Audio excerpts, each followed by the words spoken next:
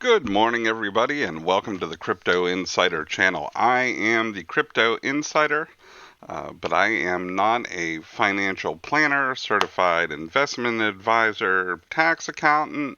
I don't sell investment products. I'm not a Southern Baptist minister, and I am not a heavy equipment operator. So, before you invest in anything, check with all your financial people that are certified and do know what they're doing with your finances before making an investment commitment. What you're seeing on the screen before you is our latest donation made to the At Good Souls group. We make a donation for every new. It's always interrupting me. This thing, the subscriber harp just goes off anytime it's excited about what's happened in the world of Crypto Insider subscriptions. But what I was saying is the Good XRP group. It splits our donation down amongst 9 charities. They're all great charities.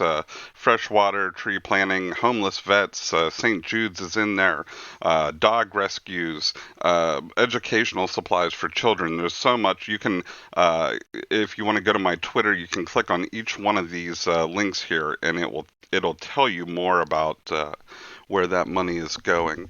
So we do appreciate all the subscribers, and you are donating to charity every single day. Today is a bit different. On the weekends, if you're not familiar with the channel and you just came here for the Cryptohopper review, it's going to be in a few minutes. If you're not familiar with the channel, we are an XRP-centric channel. We love the token. I am an XRP fanboy. That is not an insult to me at all, because I absolutely am. We like the token. We like the speed. We like the efficiency. We love the advocacy that Ripple is doing with the token. And we are speculators and hoping that it moons. So before we get into the Cryptohopper review, which may be the only reason you came here, and I'll try to put a link somewhere in the description of the exact time or something so you can skip past me bloviating about XRP, we are going to bloviate about XRP, at least about XRP Price as put out there by coinalyze.net and their technical analysis. All right, so we're currently sitting at 0.24230 according to Coinalyze, up 3.2% on 24 hours, up 13.9% on 7 days, up 23% on 30 days, and you can see some red here in the last 5 minutes, 15 minutes. Some of our moving averages have turned red.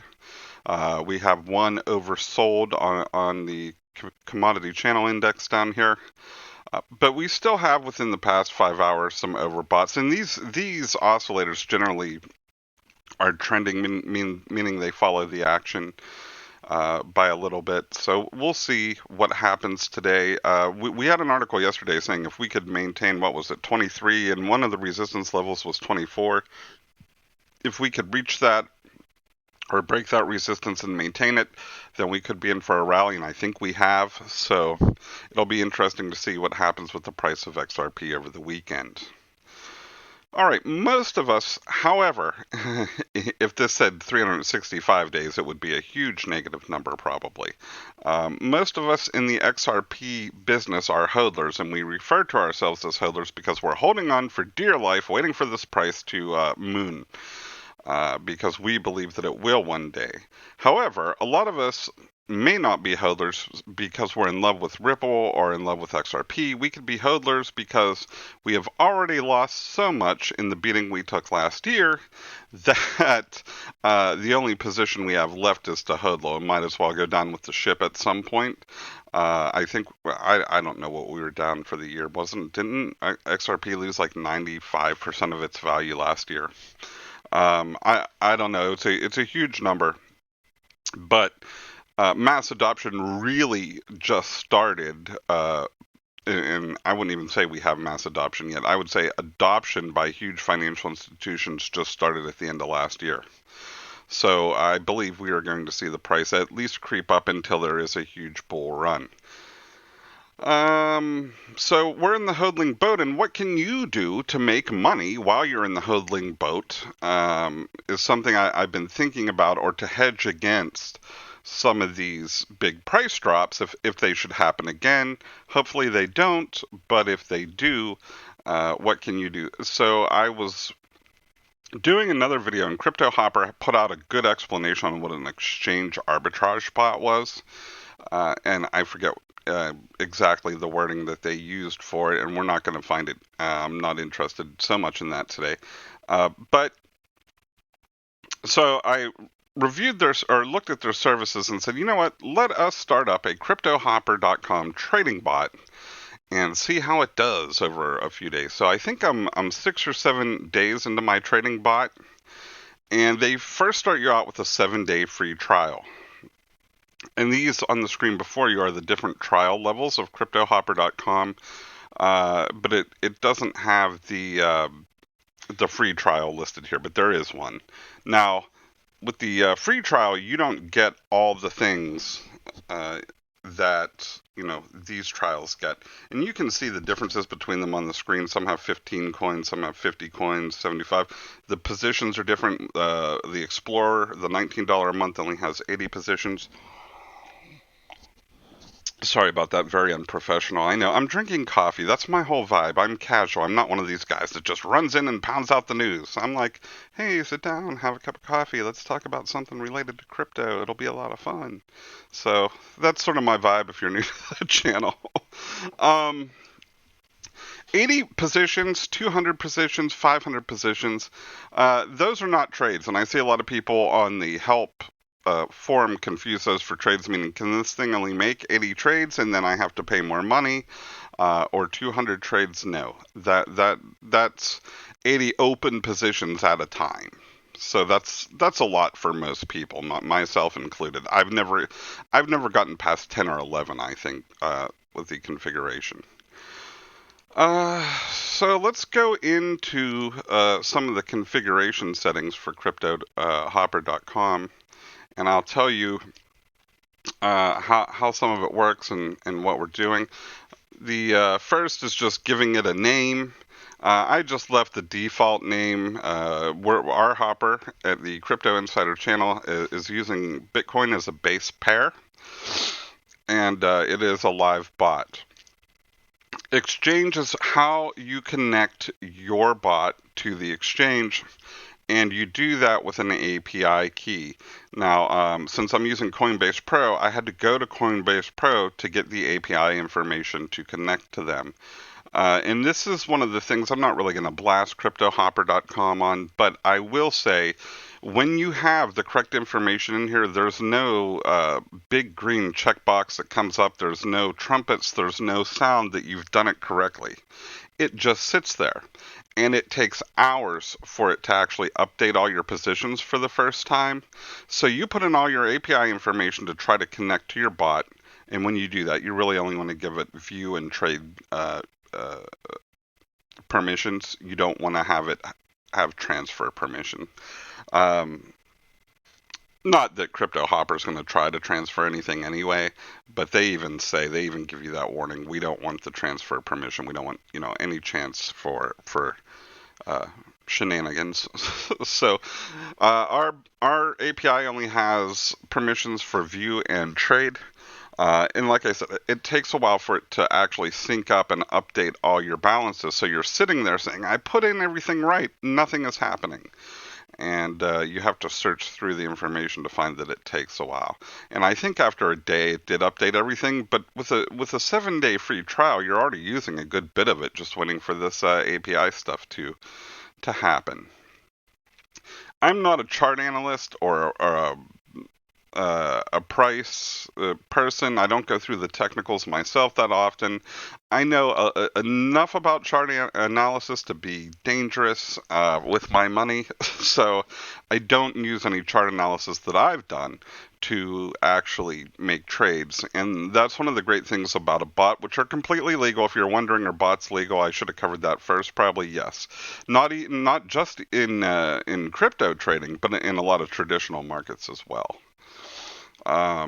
But yeah, check your market just to be sure before you get into it. But I believe that all these exchanges know that people are connecting these bots to them with API keys. If you do have Coinbase Pro or whatever your bot is, and you go watch the activity in any given pair, you will see amounts like nobody really wants to buy 1.9237 ZRX, or I mean, nobody wants those crazy amounts. Those are bots trading. All right. So we got it set up. It did update our balances and begin trading. So you can have it notify on trade, notify on error, notify on cancel, but you've got to have your email settings set up in the account profile. Let's get to the fun stuff. Buy settings. And each one of these settings will tell you what it is. So if you want to systemically make lower or higher bids for your buy orders, you can enter a percentage here. For example, if the lowest ask for a coin is 1 and you configure 1% lower bid here, it will place an order for the price of 99 or whatever the base currency is. If you enable this, you should also check that your max open time buy is high enough. Yeah, so you're putting basically a little bit of margin out there, waiting for the price to move in your direction, and if you don't give it enough time, your orders won't get filled. The lower we would make this. So if we put something in here, or some ungodly number like 50, probably none of our trades are going to get made unless there's a huge bull run or something like that. Coins and amounts. These are the coins that you can trade. I recommend putting all of them in there that's available, because there are a lot of coins like REP, Atom now, that I would never have bought on my own.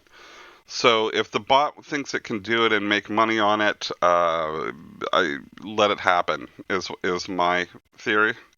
These settings down here are the minimum amount per order. You want to have this configured at some point because you don't want the bot to get you into positions that are too low to sell.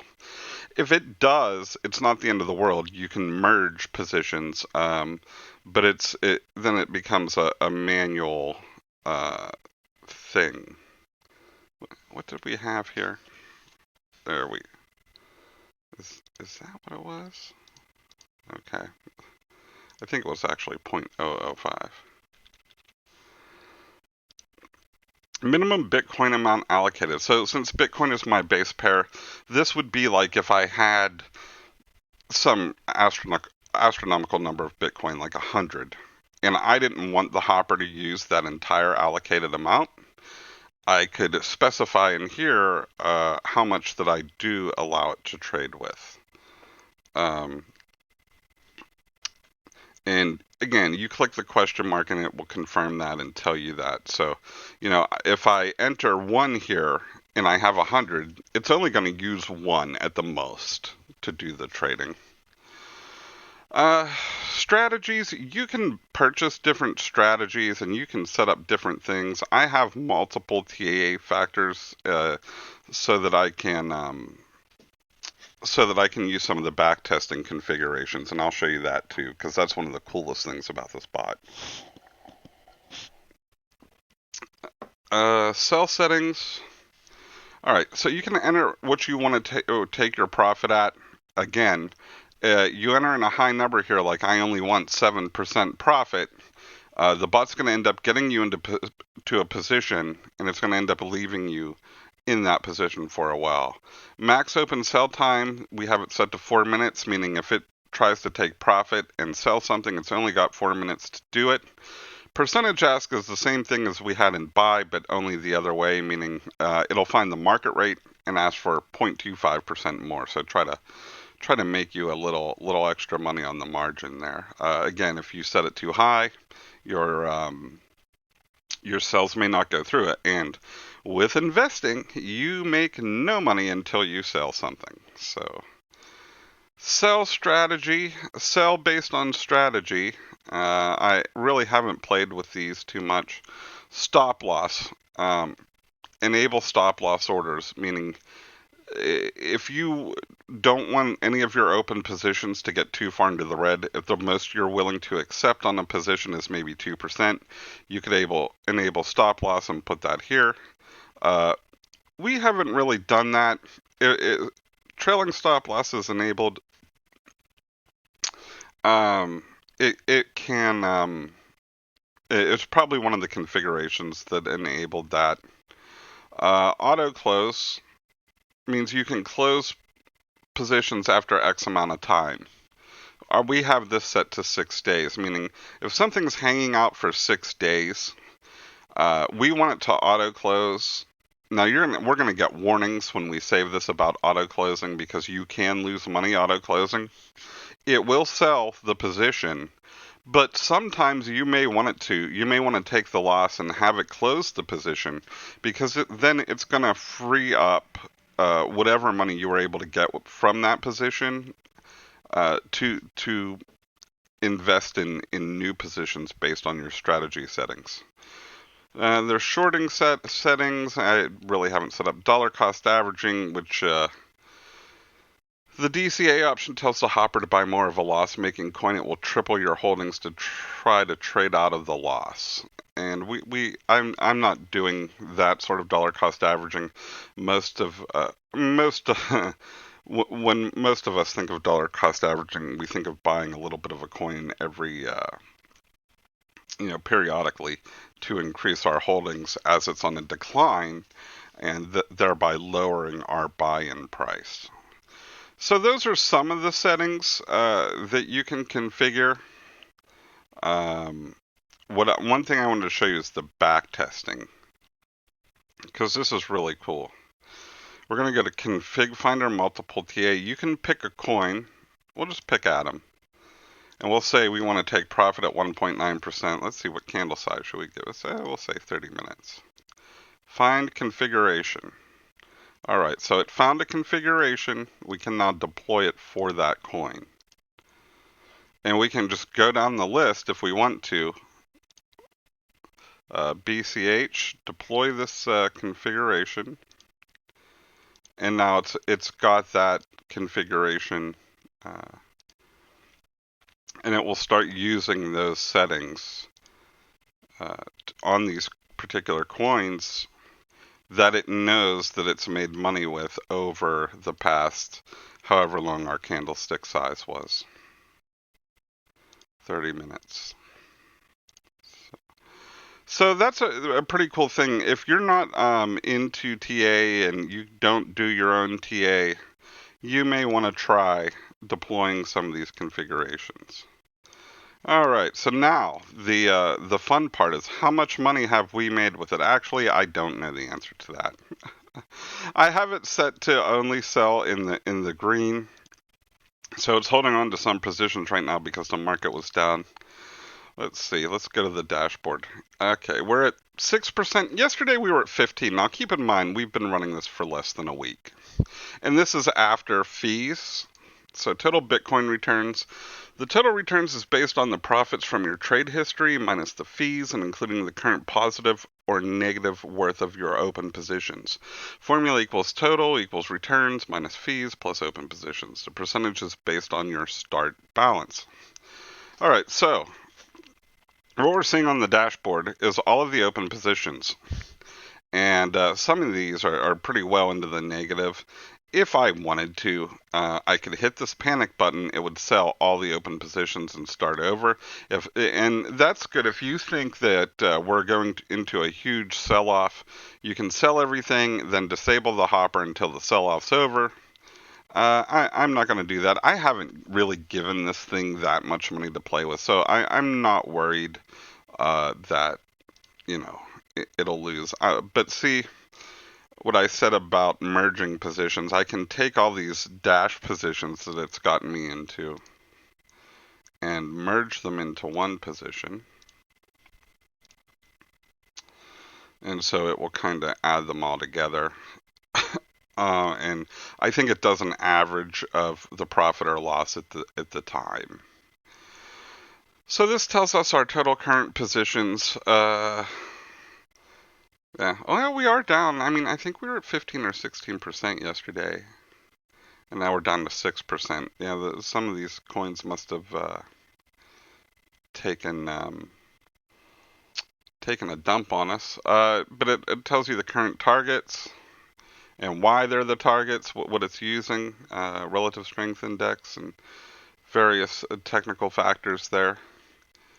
This is like a little message board that gives you a list of errors and things, meaning it wants to buy something, but there's not enough free money or free Bitcoin to buy that target right now, so it has not.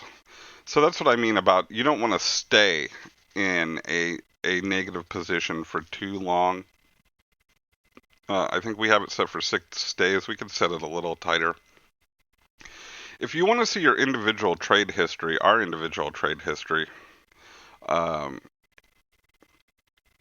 I have it set to only sell in green when something's green. So it's, it picked up some rep here and some Tezos. It sold.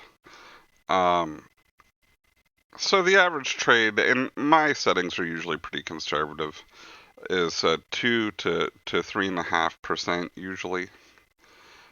Some things I manually sold. Oh, here's one. I just wanted out of this auger position or this rep position, so I just manually sold it and took the loss at 11% on that one. And I did the same here. You can see my manual sells are generally in the red. I'm like, just get me out of this position for the moment, because maybe I think that the action's picking up somewhere else and the money's better spent than hanging out in this position waiting for my profit trigger to happen. So it's working and it's buying and selling. Uh, Here's another manually sold at 0.04, and it's making some money on these trades. Now, this is going to trigger some sort of capital gains event for me next year. I'm sure when I file my taxes, I'm going to have to include this. Uh, Only the gains that I would have made from all these trades, I think, would be taxable. But we'll see. Like I said, I'm not a tax accountant. But I thought it would be a fun exercise to show you um, that you can sort of make money in the markets. It's saying that I've made 0.002 Bitcoin over the past few days, and that includes all these negative numbers in the open position. So yesterday this was actually 0.004, which doesn't sound like a lot, and it's probably not. What are we at now? 8,900 per Bitcoin? The way you would figure that out is to times it by 8,900 per Bitcoin, probably giving us $20 or something like that.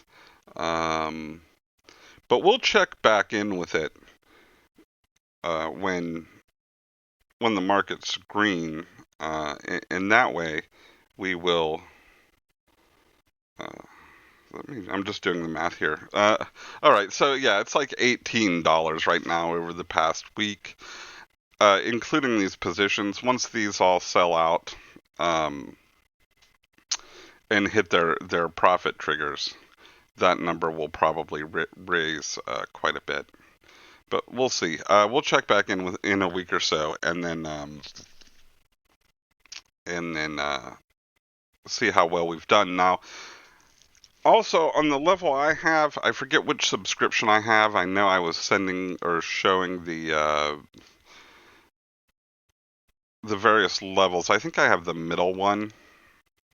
I have this $49 a month one, and it does exchange arbitrage. I don't really recommend that for the U.S. users. If you're a U.S. user watching this, the reason why, unless you have established accounts on all these exchanges, because you've got to have multiple exchange accounts to do exchange arbitrage. Remember, it's looking for inefficiencies between the two exchanges, and it's trying to make little bits of money just based on, XRP is worth 0.241 here and 0.2417 there, and it's trying to win that 0.006 per XRP for you. And that's fine, except in the U.S., a lot of these exchanges have know your customer requirements, and they don't want to deal with it, and so they're getting rid of U.S. customers. So you may only be down to one or two exchanges, in my opinion, not worth it for $49 a month, unless you understand exchange arbitrage and you have the correct accounts to do it. I don't, so this subscription is probably too pricey for me even. So we might go back to the Explorer Hopper. Who knows? We'll let it go and see what happens. But all in all, I like the service. It's good for somebody that's not really versed in technical analysis, and I am not. Like I said, I could identify this or that pattern or say, oh, look, it looks like the volatility is decreasing here. But honestly, that is not my area of expertise. So we're going to let it go for the remainder of our subscription. We'll check back in maybe on Saturdays and see how our bot's doing. And I'll put that information out for the channel. Now,